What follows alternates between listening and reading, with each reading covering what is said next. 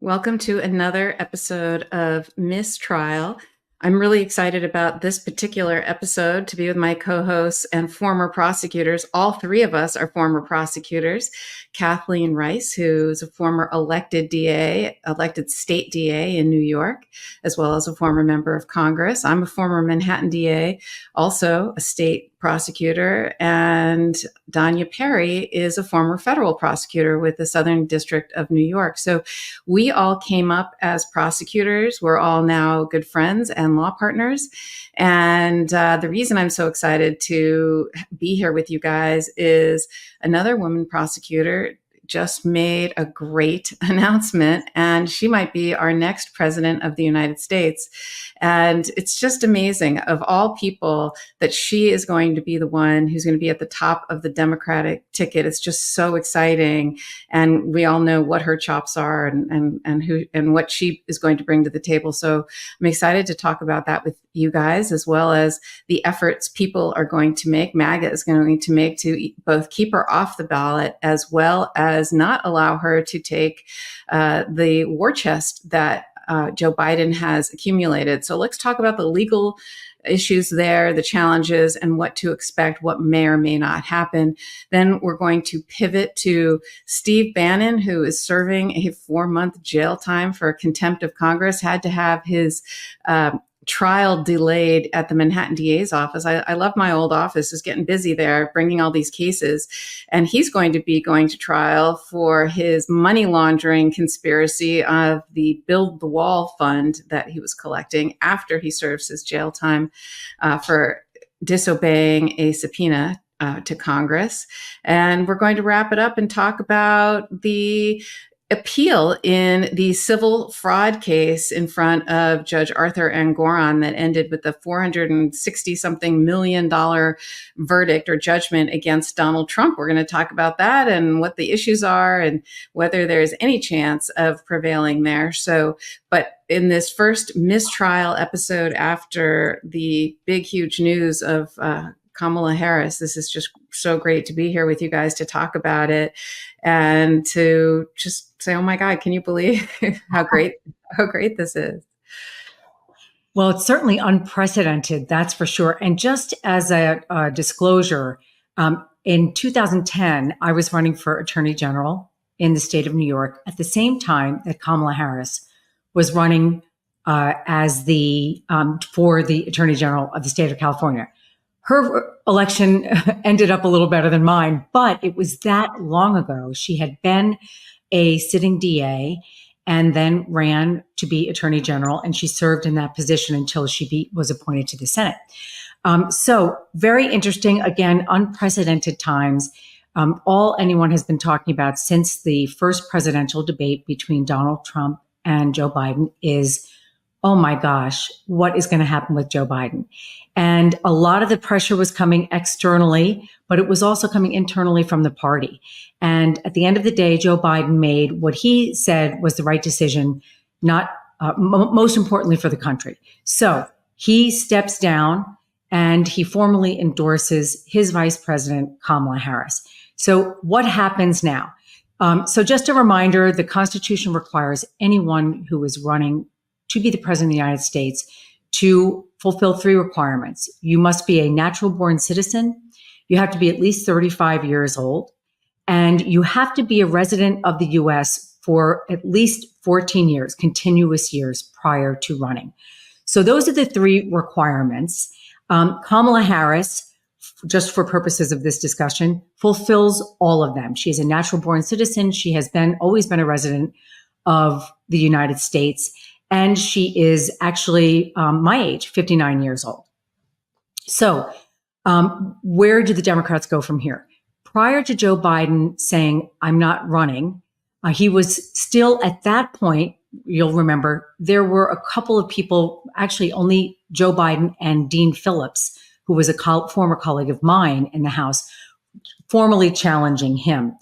And after the whole primary process, Joe Biden became what we call the, air quotes, of course, presumptive nominee.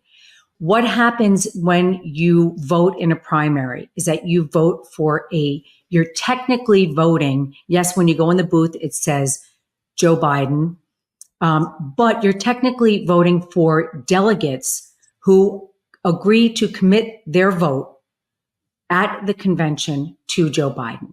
So that's legally how the process works. And then the delegates all show up at the convention and they vote as directed by the people of the state. Each individual state sends a series of delegates. I believe the number this year is about just over 4,000 delegates. That does not include what is known as superdelegates.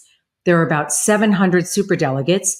They are typically state party leaders, either Democrats have superdelegates. So they are party leaders in the various states who only vote at the convention if no candidate gets a majority of the delegate votes. So that's the background there. Now, even prior to Joe Biden dropping out of the race, the DNC, which is the Democratic National Committee, which runs all of the process through the elections, setting up individual primaries, and they raise money, and they set up the rules through a rules committee as to how the convention is going to be run. Jamie Harrison is the chair of the DNC. He notified the public that even before Joe Biden dropped out, there was going to be a virtual roll call. Now, the first time this was done was in 2020 because we were in the middle of COVID. No one could meet publicly in large groups. So they had all the delegates do this over a period of 6 or 7 days. They said, this is the vote that I'm going to cast. And Joe Biden had the requisite number of delegate votes, which is 1,975 votes. That's a majority out of all of them. So Jamie Harrison says we're going to have a virtual vote, and that's going to take place. I believe it's going to start on August 1st. It should be finished by August 7th. And then we're going to start our convention on August 19th. So that's how the whole process works. Now, the Republicans are making their argument that Joe Biden dropping out and by Kamala Harris coming forward and saying that she has enough delegates to actually win the nomination, it's all illegal, that he was the nominee, that this was Democrats doing kind of like an internal overthrow of a candidate, and this is all illegal. So the conventional wisdom, that's what I'm going to give you, the conventional wisdom is that most of these challenges, first of all, it's important to remember that Biden was the presumptive nominee. No one had voted for him up to that point. That's really critically important. And you can throw your votes if you decide to drop out. If you were to have an open convention, you could throw your votes to another candidate if you knew that you weren't going to have enough votes. So his endorsement of Kamala Harris was the first step. The second thing that she had to do is go out there and try to get the support of enough delegates to show that she could secure the nomination at the virtual vote and again at the convention. Now, she just announced that she has far surpassed that number of 1,975 delegates to enable her to secure the nomination. So the Republicans are going to go into court. That's what they're saying they're going to do. They may do that, have individual states like Ohio, Michigan, some of the battleground states go in and make these arguments for them. But they are likely to be rejected because courts have historically always ruled that election matters are squarely within the party infrastructure, that this is not something that the federal court gets involved in, that parties set their own rules for how you can be nominated, how many votes you have to get, how many delegates you need, how much support you need in the various states, what you have to do to qualify to get into a primary. These are all rules that are set within not just the Democratic Party, but the Republican Party as well. And they don't have to be the same at all. And very often they're not. So it is very unlikely that they are going to succeed with any of these legal challenges. I would argue that the calendar, seeing that Joe Biden just dropped out on Sunday, which was July 20th, I believe it was. And the convention is on August 19th, and the election is in November. There is a very, very short time period. The calendar made it almost impossible for really anyone else to get in and try to get the pledged delegates that they need to get the nomination. There was another argument that I think is really important that has been made by Republicans. They're saying, and again, this is something that is well within the party rules, that all the money that was raised by Joe Biden when he was at the top of the ticket can only be used by Joe Biden. And that now that he has dropped out, that money cannot be transferred to Kamala Harris. That is the argument that Republicans are making. And the response to that is she actually was it's called a ticket. And the ticket was called Biden-Harris. And so he was not the only beneficiary of that money. In fact, she helped raise the money as well. They run as a team, they run as a ticket, and they raise money directly into an account that both of them can have access to. So again, I think that if there is any legal challenge brought to any court situation, I believe the courts are going to, again, say that these are issues that are decided by parties. The rules, they set the rules. And especially on this issue of the money, it was the Biden-Harris ticket. Now, it would be different if it was someone else and it was not Kamala Harris. But it really made it a very easier transition for her to go through this process because she was part of the Biden ticket. Kathleen, sorry to interrupt, but do you know if that's happened yet? If the funds have been transferred? Because I know that the Trump campaign has already filed a complaint with the Federal Election Commission, the FEC, trying to block those funds being transferred.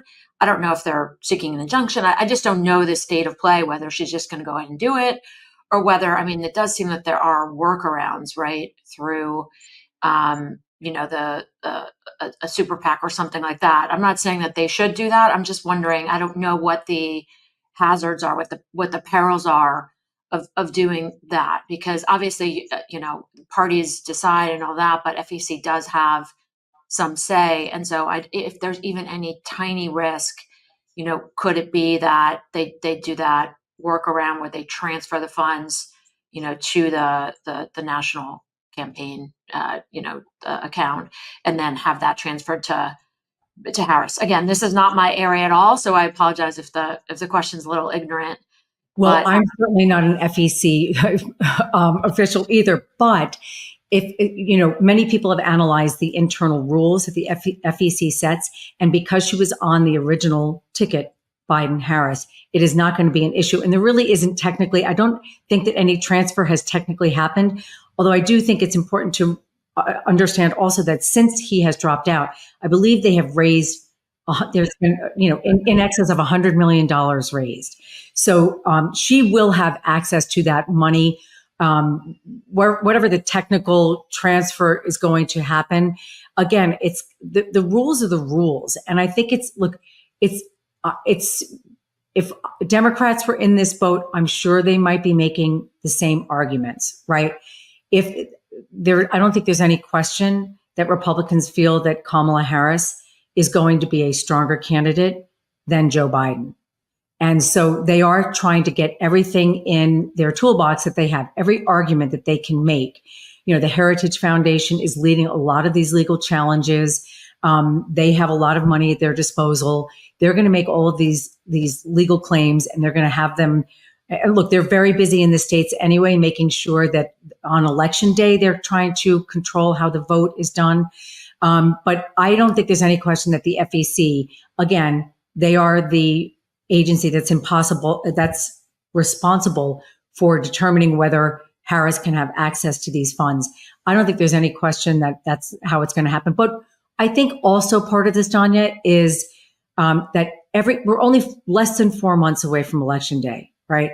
Any time that Kamala Harris or anyone on the Democratic side has to spend in a courtroom defending this stuff is time that they're taking away from actually making sure that they have the infrastructure needed, especially in the battleground states, where from recent polling, Kamala Harris is shown to be in a much stronger position versus Trump than Joe Biden was prior to him dropping out of the race. My understanding with the FEC is, so the issue is that there's campaign donation limits. And so the reason Joe Biden can't just give all that money to to another person, it's because there's these individual limits, 2,200 or whatever it is for an individual per person. And so they'd have to return it to the people who would then have to give it to a third party candidate. But as you said, because she's already on the ticket, that should count for her. But that's why I think that there's this issue about just turning money over to a candidate had she not been on the ticket. And the FEC, my understanding is there has been a claim made, but there's the administrative exhaustion requirement where essentially before they can go to court, they have to go to the FEC and exhaust their administrative whatever it's called, the administrative process before they can do it. And the FEC has 120 days. And so 120 days from now is 4 months. And we are now July, September, October, November. We're past the election. So it's sort of one of those things where, they'll just, I think, run out the clock and let them go to court later kind of thing after the election, whatever it is. I think that's practically how it will end up. But I mean, I think you're right about that, Karen. But the concern there is, look, all we've been hearing for the past 4 years, or I don't know how many years, 4 years, 8 years, is the elections were rigged. This is all awful, and the fact that the Republicans are going to turn this on Democrats now and say that you're rigging the election, whether it's through the FEC, whatever action they will or will not take for the election, it's very similar to, you could make the comparison to the cases against Donald Trump in federal court and certain judges slow walking how those cases are going to be determined, whether voters are going to know the outcome of those cases prior to election day or not. But let's hope that they make look, it's a pretty well settled rule. But Kamala Harris would not be in violation of that. This obviously has never happened like this before. So this is a case of first impression, but I still think that it's going to be deferred to the FEC to make the decision. And I do hope that they make it quickly, because I do think that even if the Republicans do go to court to challenge whatever the FEC's ruling is, the FEC's decision is going to stand, because federal courts do not get involved in elections like this, because it is well settled law over 200 years that this is the way it's done. This is who makes the rules, and this is how elections are run. Not that courts haven't been willing to overturn precedent and make new law of late, particularly with respect to administrative agencies. So, Danya, I know I'm trying to kind of act like hearing. I don't want to hear that. I don't want to but you're right. That's right. Just to drop an asterisk here, because I think it's a useful aside.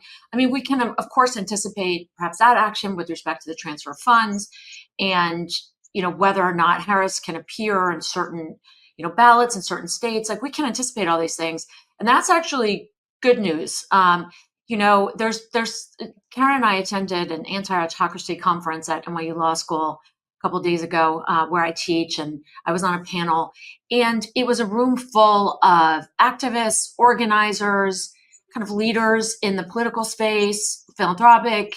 There were several attorneys general there who are mobilizing. And so whereas a lot of people were surprised and caught a little flat-footed by Trump's election, the last go-round in 2016, everyone is vigilant right now and on high alert. And so they can bring these actions, but there's an army of Democratic experts in election law and FEC law that are armed and ready to go. And so I have actually a lot of optimism about our approach this time around and being ready for it. Not just these, there's going to be any number of election related actions that are going to be brought. But then, of course, God help us all if Trump is reelected. They put out their plan, their Project 2025 plan, which at some point we really should really delve into. So we should do a whole episode on that. Let's do that, because it's a 922-page manifesto where they're saying the quiet part out loud and saying exactly what a next Trump administration will do. And it's bone chilling, but at the same time, at least it's a roadmap. And there's just, there's already a lot of activity going on to try and meet this where it is, mitigate it, eliminate it. So that to me was a real note of hope, as of course was Kamala Harris's and Joe Biden's announcements over the past week. So I think a party is feeling very energized and activated right now, and it's pretty exciting to be around. I mean, Kathleen, you mentioned the kind of unprecedented numbers in campaign donations that have been flooding in after Kamala's announcement. I don't know why I first name her. It's because she's like our age and she seems so approachable, but no one, people don't generally say Joe. So I'll say Kamala Harris or Vice President Harris. But it is a pretty exciting moment, despite, what we can all anticipate that we're going to be facing in the coming, what is it? 110 or so days, 3.5 months. Yeah. Can I tell a quick Kamala Harris story? Yeah. So in 2010, I'm about the same age too. And in 2010, I was, I guess, 40 something years old.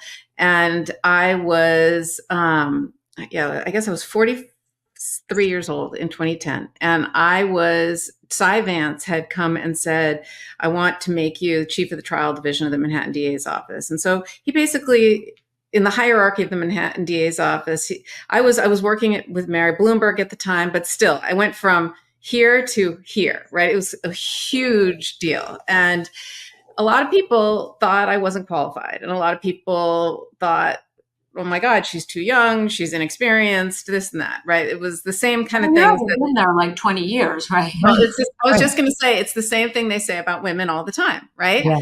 It's, she's not qualified, she doesn't have enough experience, whatever it is, all the things that they say. And so Cy Vance put me in this amazing position, right? And he said, I want you to meet a friend of mine. She's the best prosecutor I've ever met. She's amazing. She's a woman. And I just want you to talk to her and get advice from her. Her name is Kamala Harris. And at the time, she had just been the San Francisco District Attorney, the elected DA, and she had run for Attorney General. I think she had just, it was the year I think she was Attorney General. So she had just started.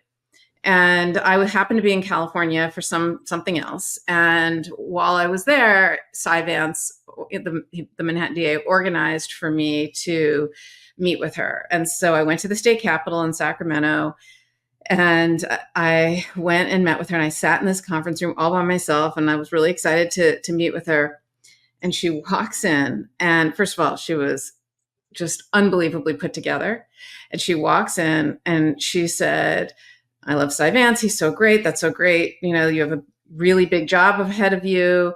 And for 1 hour, I swear to God, she spoke and gave me the most invaluable advice I've ever gotten, probably from anybody. I just took notes, all just how to look at things, how to problem solve, how to think things through, how to take something and turn it into 5 things, right? And not just have it be one thing. Like you have just navigating politics and prosecution and public service and being a woman and being a strong woman. And she just really it was incredible. It was actually one of the most incredible experiences. And the notes I took, I kept them on my desk for many, many, many years. And I still have, yes, I have to dig them out. Oh yeah, I have to dig them out. And it was funny because every time we were about to do some initiative, I would take out my notes because she always said, if you have if you're about to do like a big takedown of a gang, that's just not just a takedown of a gang. She's like, it's an opportunity to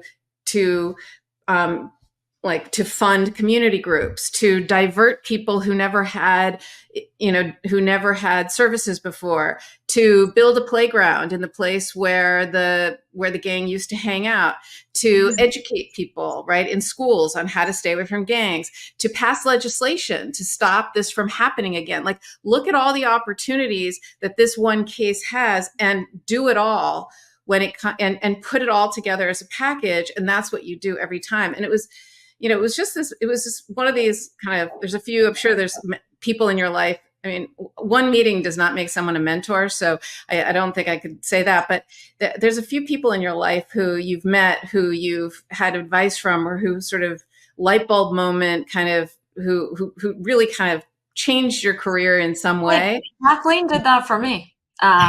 When I was a relatively young prosecutor, I was about 40, came out of the U.S. Attorney's Office, and I was tapped to be the head of investigations for the New York State Moreland Commission to investigate public corruption. Kathleen was one of the co-chairs, and it was a brutal snake pit of a place. A lot of ink has been spilled on this crazy commission, but Kathleen was just such a stalwart and helped me navigate the legal aspects, the investigative aspects, the political aspects, and just taught me how to kind of stand really, really, really tough, which same as Kamala Harris, same as each of you guys have taught, I'm sure many women who you've mentored, especially as a woman trial lawyer, woman prosecutor, it's a really, really, really tough environment. And you've got to be tough while still being true, to yourself and your core and who you are. But I couldn't agree with you more, Karen. I mean, that was invaluable and it stayed with me. It's been 10 years now, and now we're buddies and co. And here we are. I'm just so grateful for both of you, sharing those stories. And I hope people really think about that. The whole idea, I've always said to people that, a man is allowed to have a one-page resume. A woman has to have a book. It's just, so these experiences of, if a man had the resume that Kamala Harris had, no one would question that man's qualification to be the president of the United States. She served as vice president. Who knows better what it takes to be president than someone who's been the vice president? So I really, putting all the politics aside, this is a historic election. In 4 months, we could, for the first time in this country's history, have a woman president and add a woman of color. But just like a woman, we make up more than 50% of the population. And she can do that and she can do this for everybody, for all women and girls, and and just be that person. And as you said, she's literally was in the room where it happened for 4 years. She knows it would be a seamless transition, and it would be incredible. The other thing I absolutely love so much, this is what I wanted to talk to you guys about, is the way she's doing this prosecutor versus felon. I mean, come on. Oh my God. That speech that she gave, she's like, I know his type. I prosecuted rapists. I prosecuted fraudsters. She's like, I know his type. Look, this is one of the reasons why when he stepped down, it was like, be careful what you wish for, oh my God. Now it's the prosecutor can you imagine that debate? I think Trump has already said that he's not going to debate her, but I hope he does, because of course not. He's too scared. No way. She should debate. Who did that? Where they debated an empty podium? That's what I would do. I'd show up for the debate and I'd be like, where are you, buddy? Just call him out for the fake empty suit. It's just the contrast between the two of them. It's not even a contest.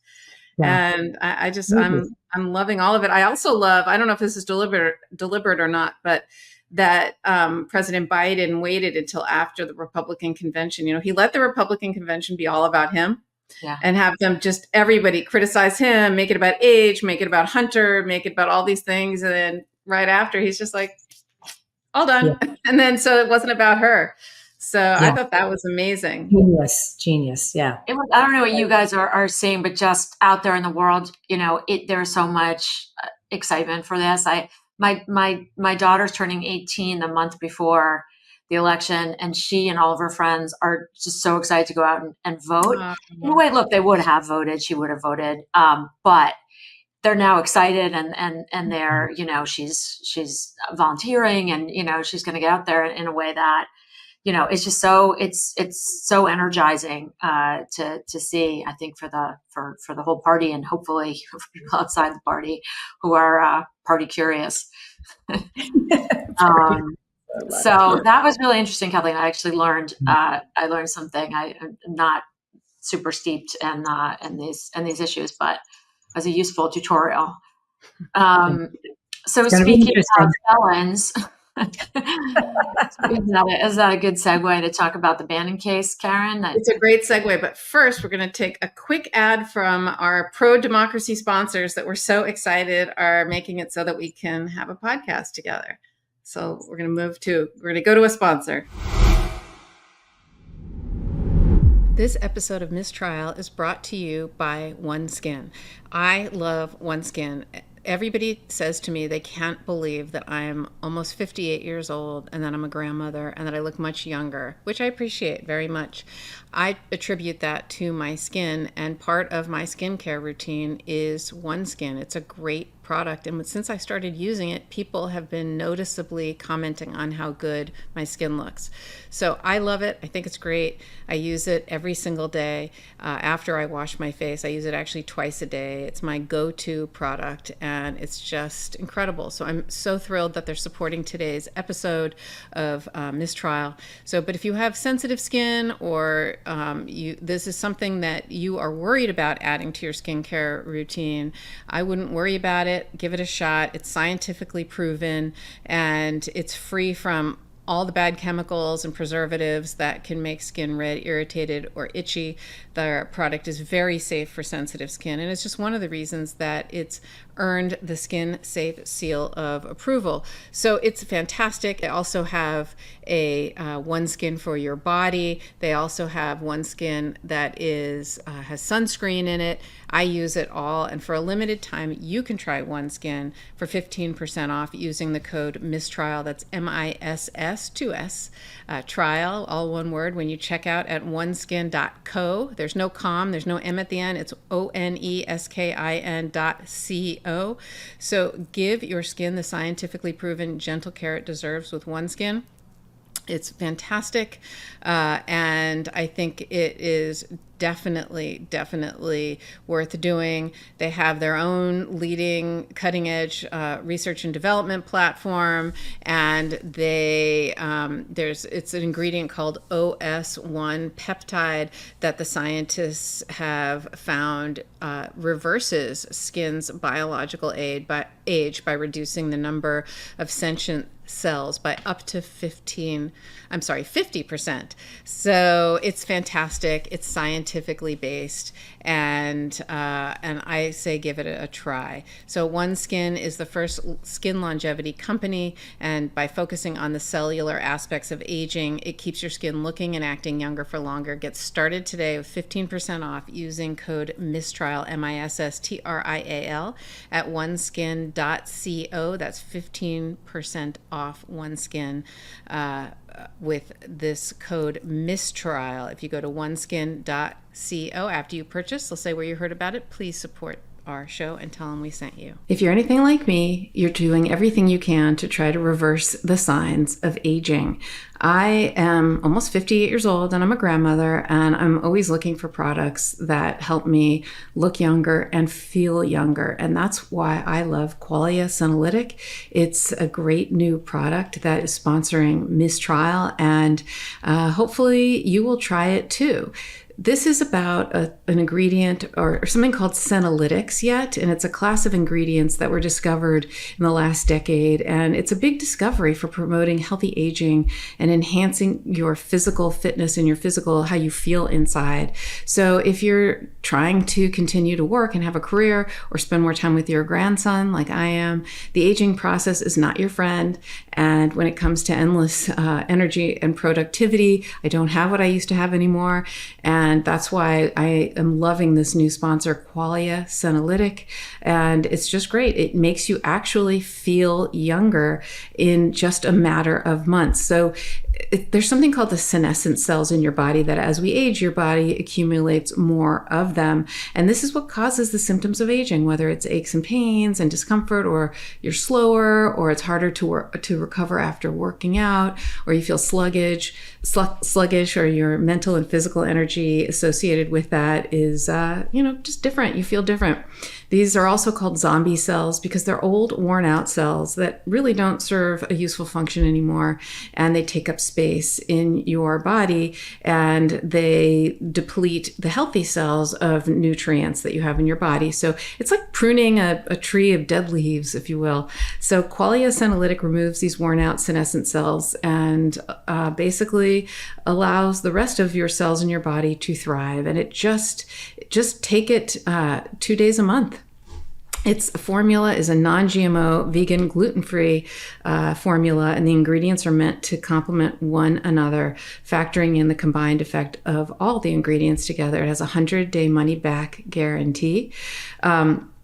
And this clinically tested 2-day rejuvenation regimen may hold the key to unlocking cellular health and revitalizing aging tissues throughout the body. So this is just a really, really, really great product. Resist aging at the cellular level and try Qualia senolytic. Go to qualialife.com/MissTrial for up to 50% off and use the code MissTrial at checkout for an additional 15% for your convenience. Qualia senolytic.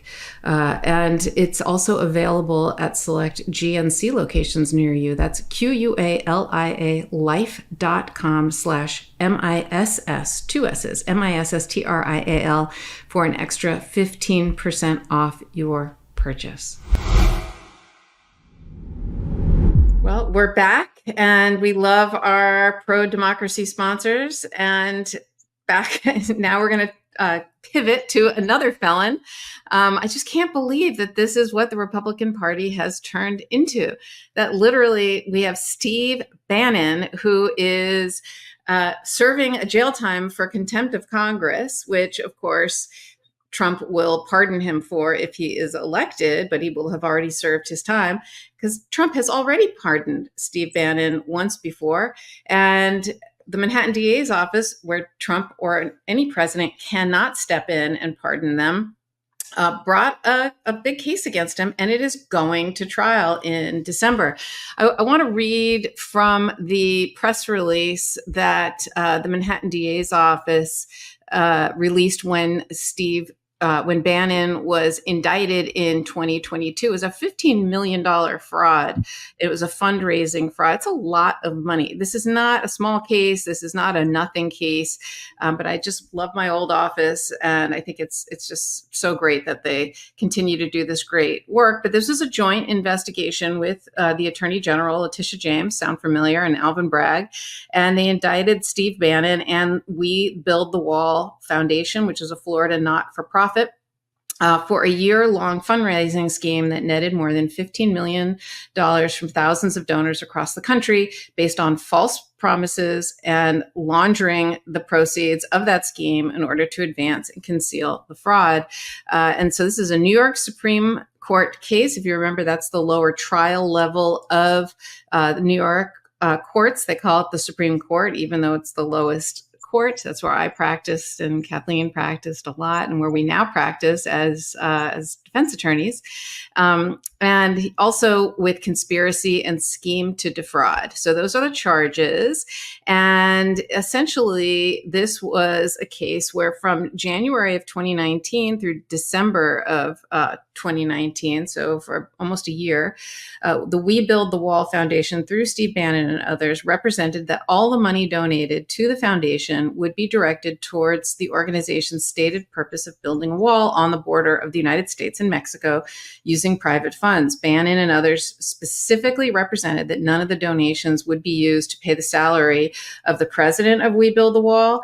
And they used that as a marketing ploy, actually, and stated on multiple occasions that he was taking no salary, when in reality it paid the president more than $250,000 in 2019, despite promises of the contrary.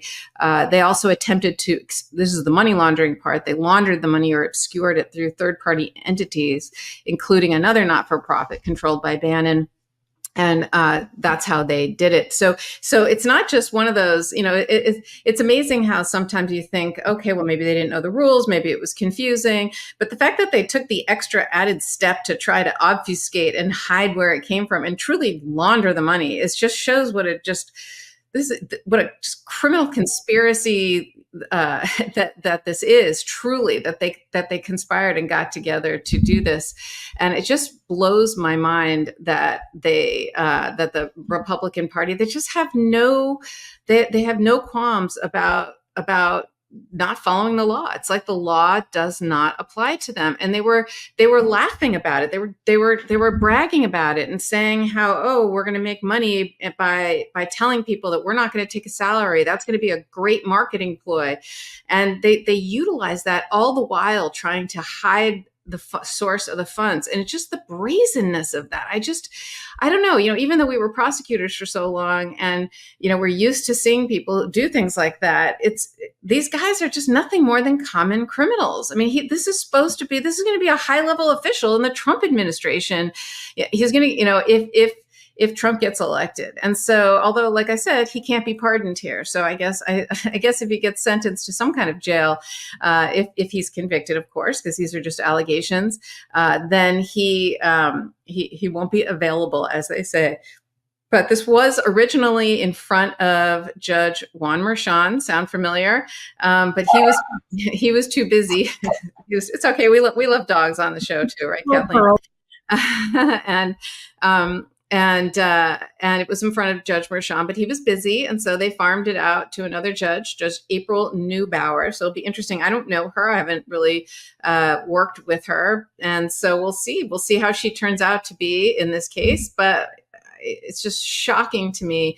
Again, when you read the allegations and you see what happened, you see kind of what they did and how they did it and the intricacy that went into this scheme, it's just crazy to me. It's absolutely crazy. And so, so that's going forward in December.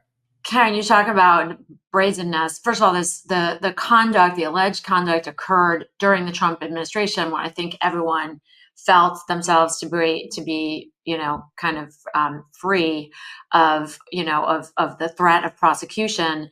And Bannon got away with it for a minute in the waning hours of the Trump presidency.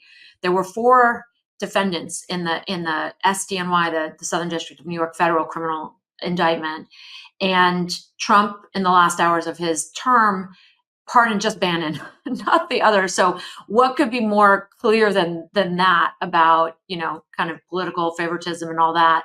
The other 3, 2 of them pled guilty. One was convicted after a trial, and are serving prison sentences. I think all of them are still in. But Bannon did get away scot-free, so it worked for him. And perhaps emboldened by that, he flouted the congressional subpoena that had been issued to him by the January 6th Select Committee, thinking it worked well for him before, but it didn't work that well for him. And then he tried to stay out of jail.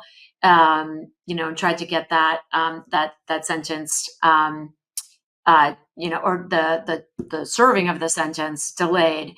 But kind of shockingly, not shocking because this is very normal order, but shocking given everything we've seen. The Supreme Court didn't hear that, didn't take it, and he went to prison, I think early this month. And so he'll get out right in time for his trial. I'll have to prep for it. And luckily he's prepped for it once before. So that's true. You're right. It's like Peter Navarro, who also went to jail for contempt of Congress and got out the day of the Republican convention. They picked him up at the jail exit, the when you get released, and they put him on an airplane and they brought him right to the convention. I mean, they are literally embracing felons. It's not even, it used to be a shameful thing. Law and order used to matter. It used to be shameful to commit a crime or to be convicted of a crime.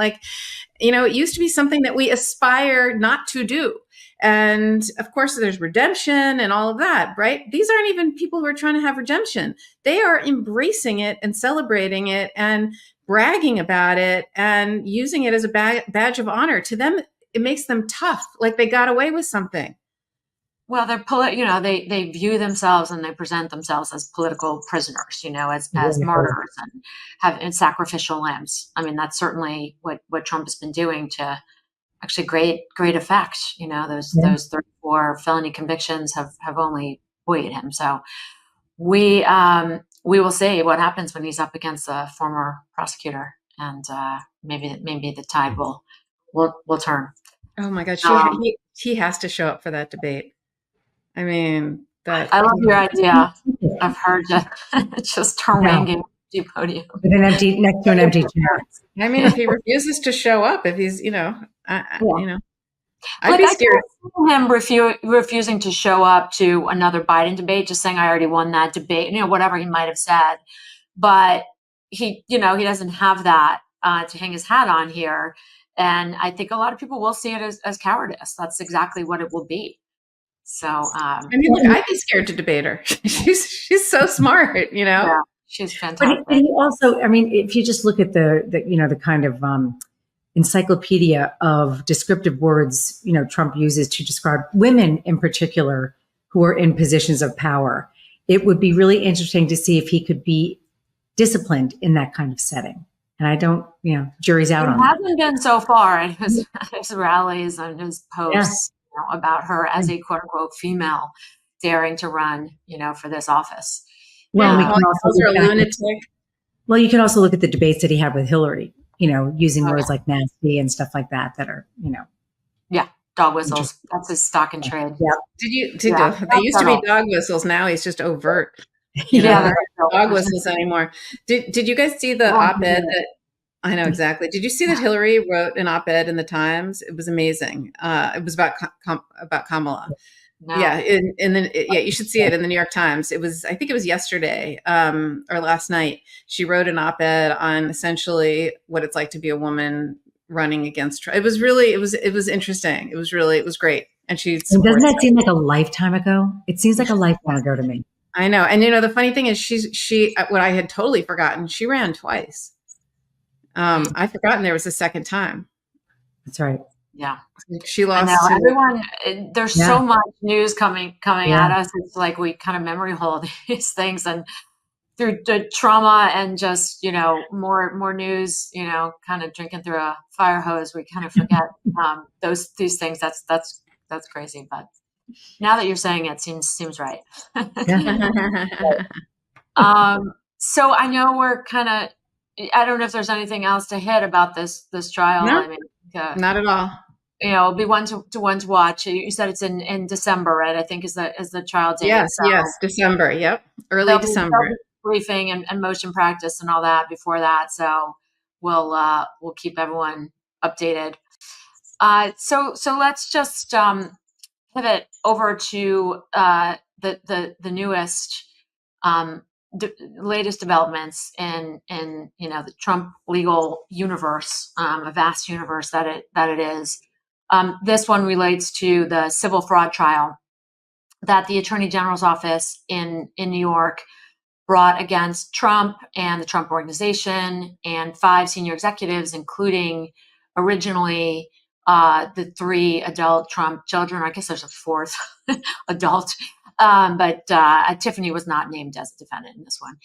And the Attorney General, Tish James, had conducted an extensive 3-year investigation culminating in charges filed in September of 2022, charging these various defendants with a number of counts, but really at the heart of the complaint was the false valuations, inflated values for company assets that relate to the Trump Organization, and that these individuals, it was alleged, had knowingly done so, in particular through filing and preparing and providing false financial statements to various counterparties, including lenders and insurance companies. And of course, just other, like Forbes and anyone who was interested to know Trump's fake worth. So the Attorney General brought this case. It went to trial I believe, talking about memory holding, it was less than a year ago, but it does seem, as you said, Kathleen, a lifetime. It began in October of 23. It went for 40 something, I think 44 trial days. So it was a really long trial. This was a bench trial, and it was in front of Judge Engoron in state Supreme Court in Manhattan.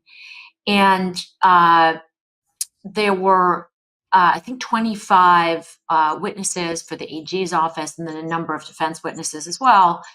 And what the evidence showed, as Judge Engoron, when he issued his verdict, found, is that these defendants, including Trump, engaged in a myriad of deceptive schemes to inflate asset values and conceal facts in a way that he ruled shocked the conscience, that they were so outrageous, so inflated, so preposterous that he literally said it shocked the conscience.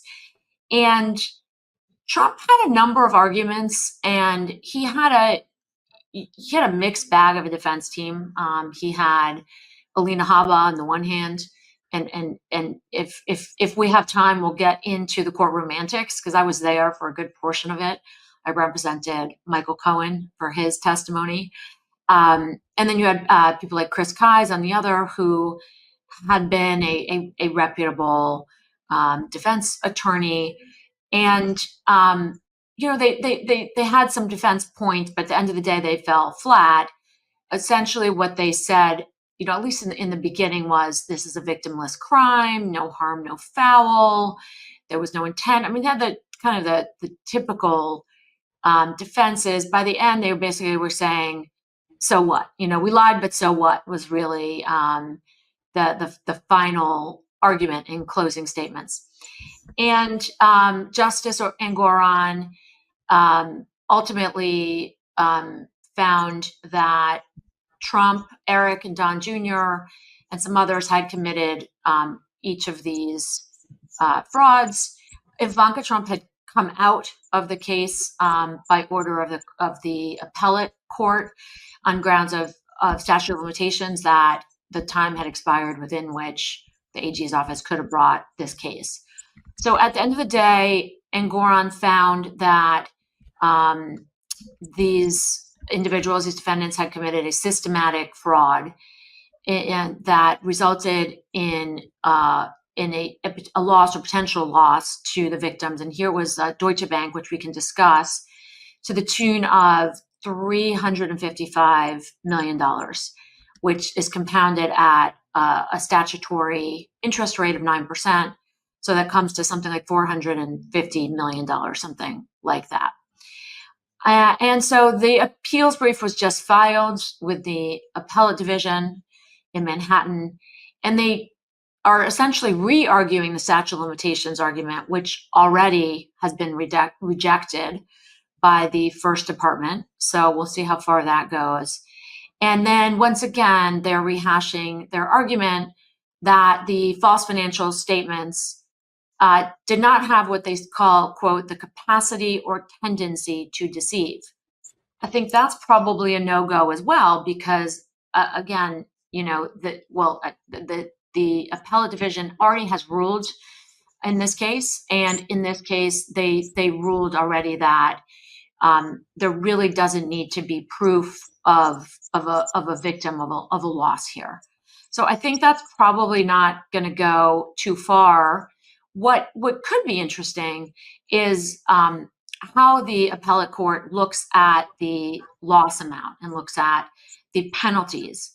Originally, Judge Engoron had decided that he was going to impose what's called the corporate death penalty, which essentially would just be revoking the Trump Organization's license to do business in New York. And he actually facing some criticism of that, and I think fair criticism, because it's really a highly unusual penalty. I mean, it's called a death penalty for a reason. And so he reversed himself on that. So that won't be on the table. But I think the amount of disgorgement that he ordered, this $450 million, could be an issue. And in fact, the appellate division already, originally the judge had, ordered that Trump post a bond for the full amount. And they actually rolled that back. So it had been, the 450 million. I don't have the exact amount, but and that would have been ruinous. It really financially could have devastated him. It could have been impossible for him to have posted that, and then the AG's office could have gone after his assets. But no, the appellate division rolled it back to like 175 million or something that he actually was able to get a company to post on his behalf. So I think that's what's at issue. I think Trump faces a heavy burden, as all defendants do, in trying to overturn a verdict. Here, the standard is going to be clear error. And Judge Engoron was very careful to ground his rulings, among other things, of course, the documents and all that, but really in findings of credibility. And appellate courts are very loath to kind of supplant credibility findings by a judge who was there and had the opportunity to observe the witnesses, to hear their testimony, to see their demeanor. They're very loath to overturn those findings of credibility in favor of their own when they really, only have a cold record in front of them.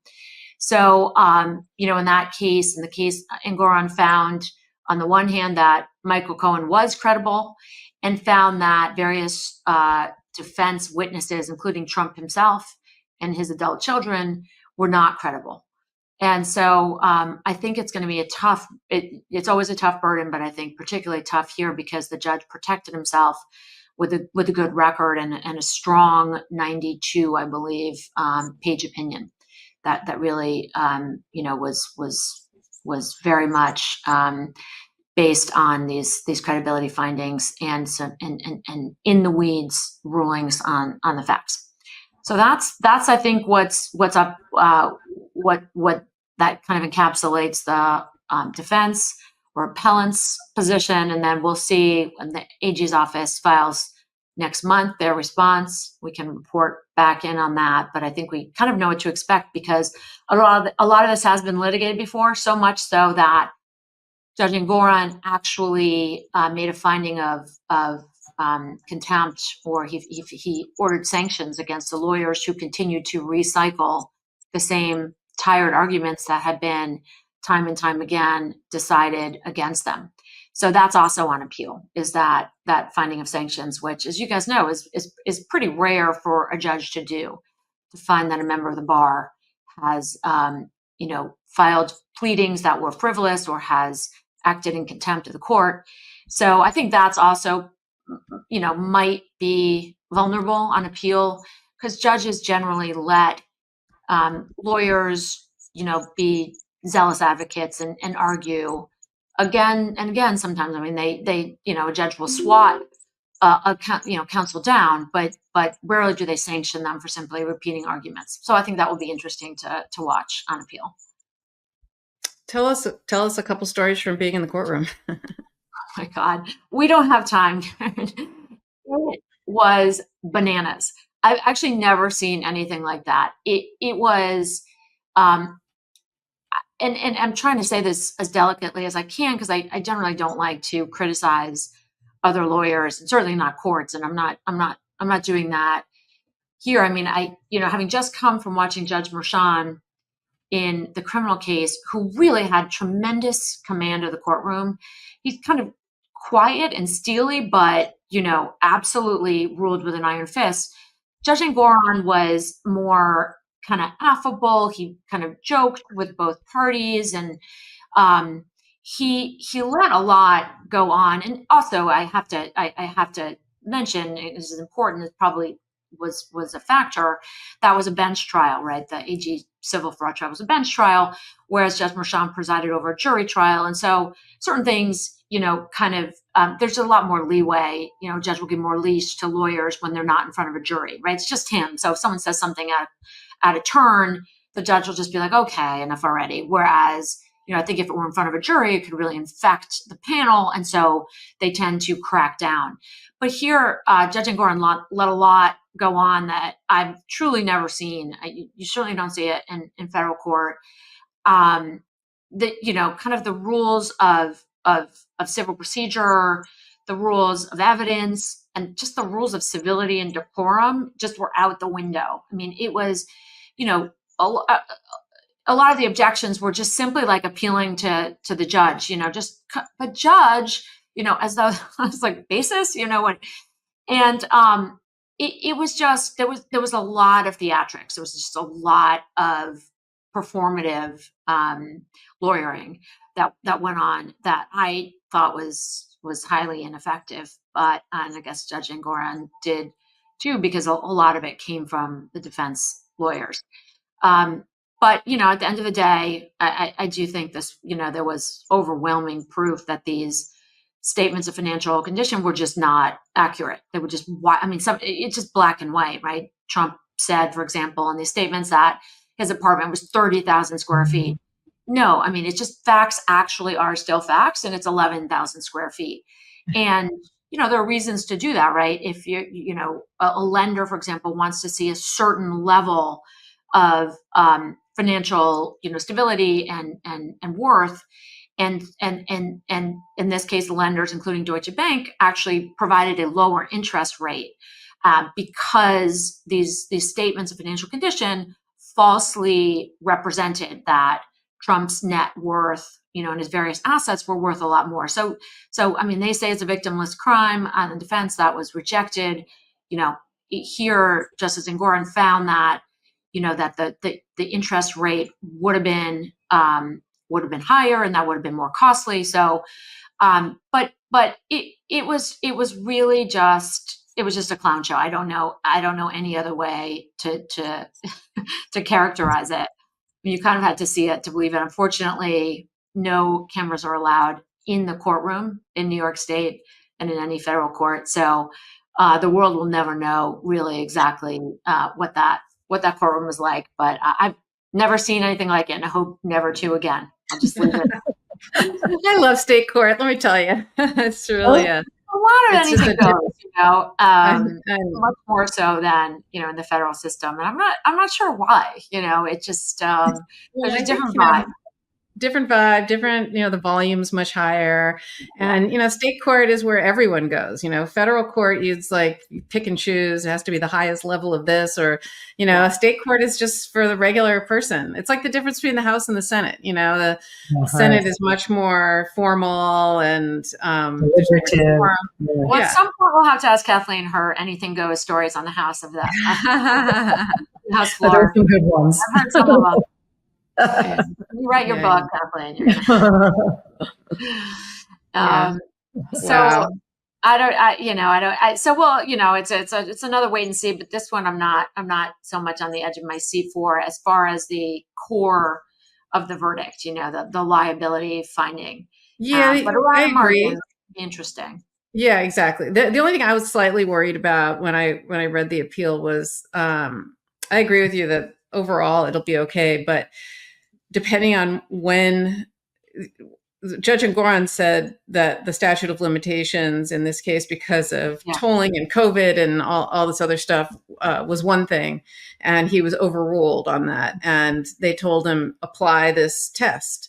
And if he didn't apply it accurate, let's say he made a mistake and didn't do it accurately, a couple of the documents, or the fraudulent documents and transactions would have occurred outside the statute of limitations, and therefore the disgorgement of ill-gotten gains would be a different math number, and it could be significantly lower. In fact, they said it would take out 350 million of the 460 million, which is, and so there was a part of me that worried a little bit about that, but we'll see.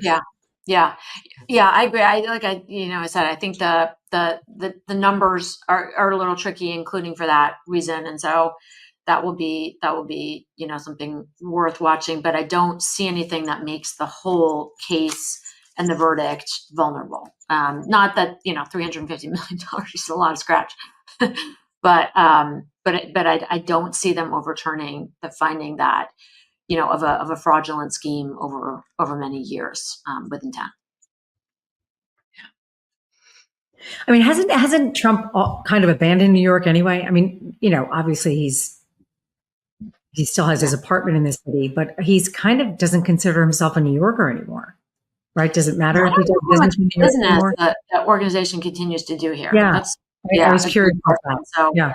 maybe Yeah, he the still owns a bunch of properties, right? He still runs. Yeah. I mean, didn't Letitia James, when he wasn't putting up a bond, she'd said, Yeah, I'm looking outside Oh, my yeah. window every day at one of his buildings about how I'm going to padlock it and seize it. yeah. I don't think he's looking to do additional business though. So Right. he could, probably pretty tidily could sell the assets and get out. Yeah. But he doesn't want, them continuing to go after him. So I think this, I don't know why this surprised me, but I think his youngest son, Bannon, is going to NYU. And I just thought it was just so weird. Really? Yeah. It was just interesting that he would choose New York, right? Given what he grew up here. I know, of course, but he's so he's so unkind. So anyway, well, ladies, I think we've reached the end of another episode of Prosecutor versus Felon. That should have been the name of our podcast. I like that. Of MissTrial. Anyway, it's always wonderful to be with you guys and to talk about these things with you and to hear your perspectives and also just to kind of talk these things through together, right? We see things and we read about them, and I always want to talk to someone about it. So I'm so glad to talk to you guys about it. So you too. Thanks, yes. All right. Well, join us. Come back again. Every time we do an episode of this, it's going to be once a week now on Thursdays that this is going to drop. But we also do hot takes throughout the week. It's a little slow right now because courts typically go on holidays and everything slows down in the summer. But we have a lot to talk about. As you said earlier, we're going to talk about Project 2025 and all that, because that's going to involve a lot of it. A lot of it has to do with the courts, and there'll be legal challenges, et cetera. So there's a ton for us to talk about there, and to gear up and get ready for the fall and what's to come, and prepare ourselves too for the first Monday in October when the Supreme Court comes back, and there's so many issues that are going to be before them. And so there's so much going on, so much to talk about. And truly, there's no one I'd rather be here with than you guys. So great to see you, and join us again. Thanks for joining, everybody. Bye, guys. Bye. Love this video? Make sure you stay up to date on the latest breaking news and all things Midas by signing up to the Midas Touch newsletter at MidasTouch.com/newsletter.